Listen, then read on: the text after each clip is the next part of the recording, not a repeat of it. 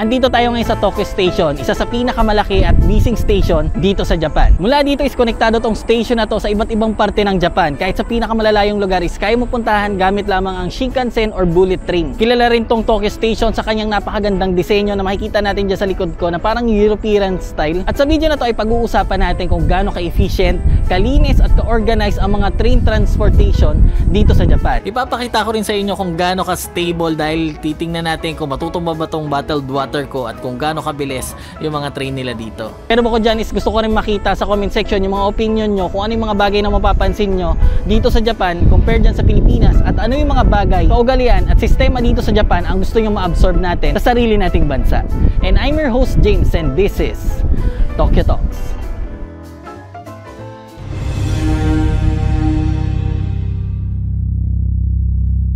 So ngayon, maglakad-lakad lang muna tayo ng konti dito. Dito sa mandang likod ko is yung Tokyo Station at makikita nyo, napakalawak na itong lugar na to.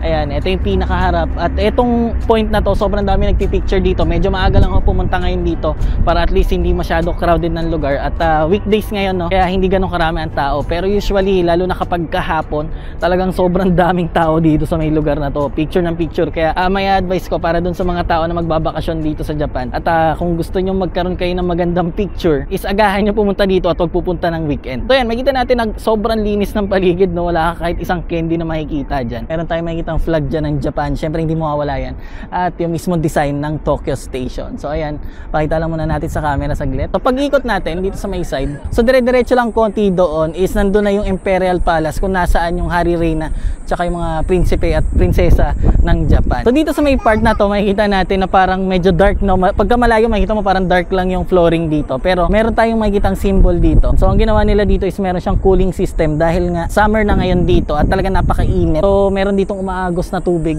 Kanina may mga batang naglalaro dyan. Naging epekto nun is medyo kahit papano nagiging presko yung paligid. So hawakan natin yung tubig. Medyo mainit na rin yung tubig. And ayan, meron mga nagtatampi sa wayan si ate, oh. So gawa niyan tubig na yan. Kabilaan yan dahil meron din dito sa kabilang side. So ngayon is pasok na tayo dito sa may entrance ng mismong Tokyo Station. Makikita natin itong mga symbol na yan, yung mga nakikita nyo itong mga may kulay na yan. Yan yung mga station or train mismo na pwede mong masakyan dito. So sa mga station makakita ka rin ng mga ganito kung saan pwede kang mag-shot ng pictures mo ng mabilisan kung halimbawa nag-a-apply ka o kung saan. Basta kailangan mo ng mga pang ID picture. Is pwede mo gamitin yan dahil maglalaglag ka lang ng pera dyan. And syempre, ipiprint niya na kagad yun. And syempre, hindi mawawala yung mga vending machine katulad neto na kung saan pwede rin natin gamitin yung Suica card natin na ginagamit rin natin dun sa train. So yung sa akin, nasa phone ko na siya.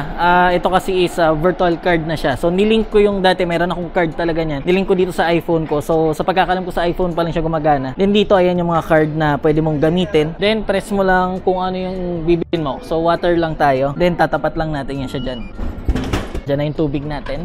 Then makakita rin tayo ng mga ganitong locker dito na kung saan pwede mo rin gamitin yung Suica na card mo. So dito, itong mga locker na to is kung halimbawa magta-travel ka, ang dami mong dala, then kailangan mo munang itabi. So pwede mo gamitin to. Then makikita natin, ayan yung mga presyo. Meron 700. Medyo may kalakihan na to. Yung ganito kalaki is kakasya na yung maleta. Meron din tag 400. Ayan, maliliit lang. Ito yung isa interesting dito. Itong station work. Ayan nakalagay. Station work, no?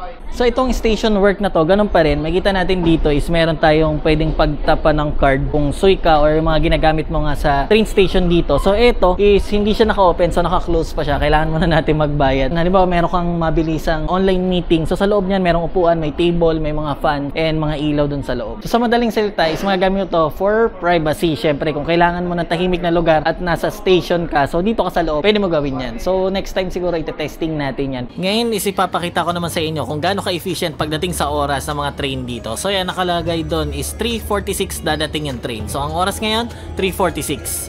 And ayan, makikita natin nakasulat doon train approaching.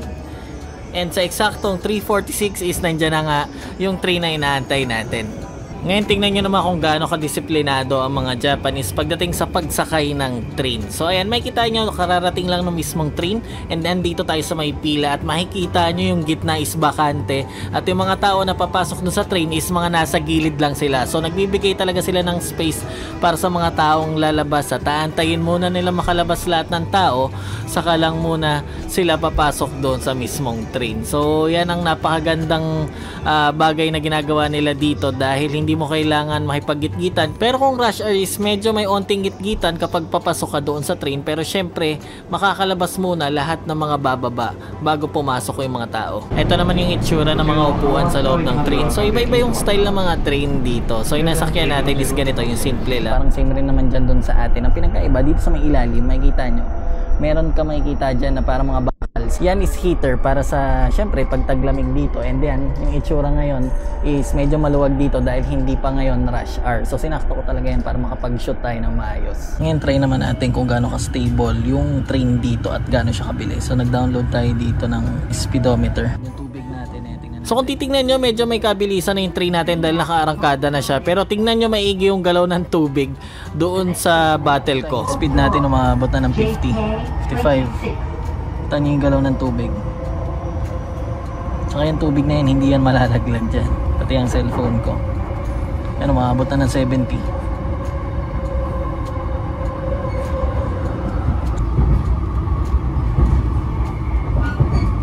Yun, yung bullet train. Ayan, sakto. Nasaktuhan natin, no? Isa yun sa pinakamabilis na train.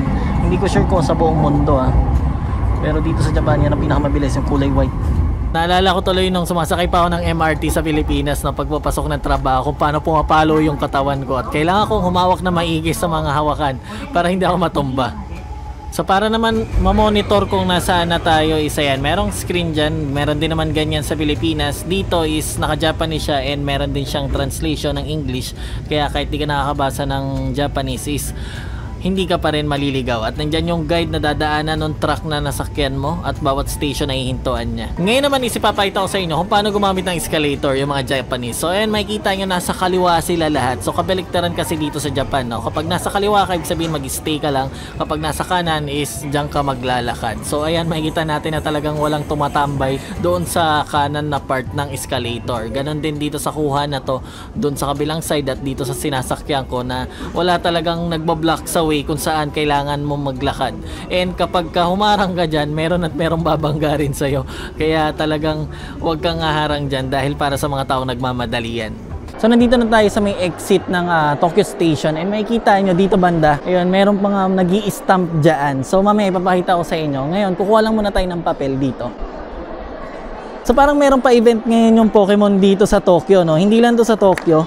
Dito sila naglalagay ng stamp. Ayan, yan. Diyan nila ilalagay yung mga stamp na yan. And ito, nandito yung mga location ng mga stamp. Iba-ibang lugar yan. So iba-ibang mga station yan na nakalagay dyan. So kapag nakompleto mo yan, makakuha ka na itong medal na to. So nakita nyo naman yung haba ng tao dito sa may likod natin, no? Hindi na tayo pipila dyan para mag-stamp kasi hindi na natin iikutan itong mga lugar na to, tsaka di naman tayo turista. So ipapakita ko sa inyo yung normal stamp na makukuha nyo dito sa mga station sa Japan. So tara, nandito sa kabilang side, yung normal lang na stamp na yung sinabi ko nga kanina na bawat station dito sa Japan is meron silang stamp para talaga to sa mga turista. Kasi ibang mga turista dito nagdadala sila ng booklet nila, then nag-i-stamp sila sa bawat station na napupuntahan nila. So tara, pakita ko na sa inyo. Okay, so ngayon testing na natin siya. Hindi talaga to para dito sa papel na to. Kaya may recommend ko sa mga tao na magbabakasyon dito sa Japan. Napakagandang souvenir nito. Ito mga stamp na to. Bawat station is meron yan. So testing natin, no.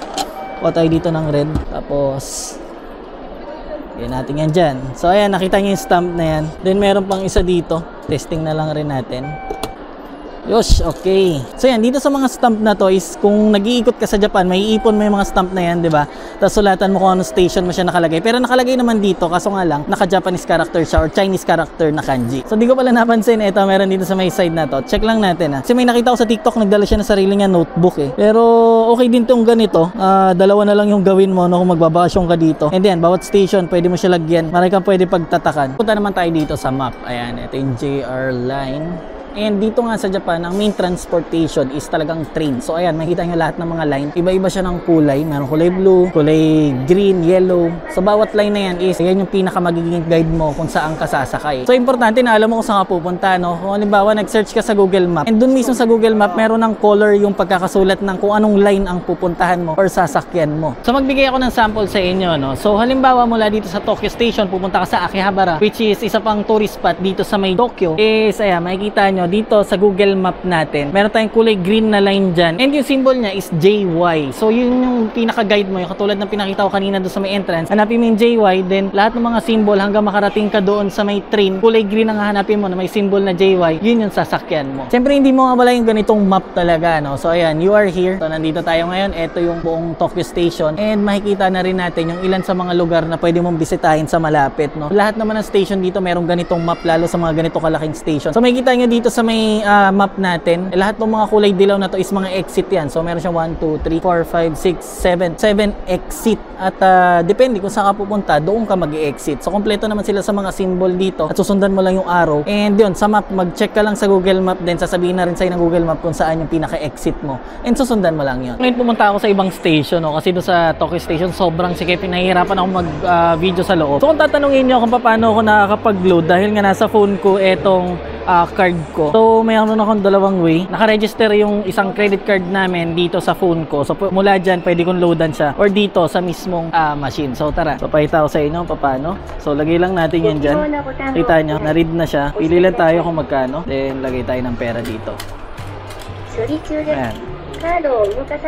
Okay, so yan, nadagdagan na yung balance natin. So, ganun lang kasimple mag-load dito. Then, lagi ka rin makakakita ng mga ganitong magazine sa kahit anong station. Ayan, meron nakalagay job, di ba? Ayan, town work. And iba-iba ang kulay niya. Ito, kulay green. So, nakadepende yan sa lugar. And nandito lahat yung mga job hiring. So, ang gagawin mo lang is, basahin mo lang dito. Kompleto naman yung mga details dyan. Pati yung sahod per hour is nakasulat na. So, ang gagawin mo lang, tatawagan mo lang yung number na yon. Then, set ka ng interview. Then, may trabaho ka na. So, ganun lang kadali rin maghanap ng trabaho dito sa Japan.